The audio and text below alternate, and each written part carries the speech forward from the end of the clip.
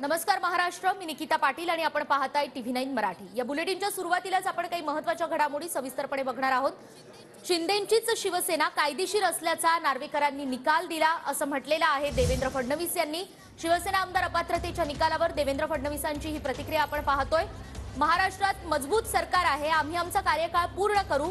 काही तांत्रिक कारणांमुळे ठाकरे गटाच्या आमदारांना पात्र ठरवण्यात आलं असं देवेंद्र फडणवीस यांनी म्हटलेलं आहे। पात्र ठरवलं म्हणजे ठाकरे गटाला शिवसेना मानलं असा अर्थ होत नाही असंही देवेंद्र फडणवीस यांनी म्हटलंय।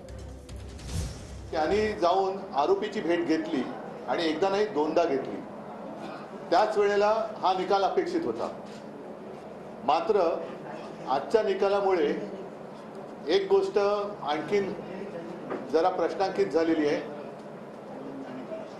की लोकशाहीची तर यांनी हत्या केलीच, पक्षांतर बंदी कायदा अधिक मजबूत करण्याच्या ऐवजी पक्षांतर कसं करावं अथवा पक्षांतराचा राजमार्ग कसा असायला पाहिजे हा त्यांनी आज दाखवून दिला।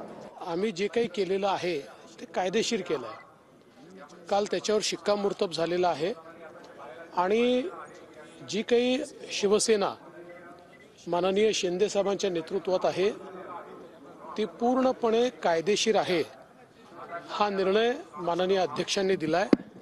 त्यामुळे मी खरोखर त्या संदर्भात आनंद व्यक्त करतो आणि आता कोणाच्या मनात ही शंका असण्याचं कारण नाहीये की महाराष्ट्रात मजबूत सरकार आहे आणि हे सरकार आपला कार्यकाळ पूर्ण करेल।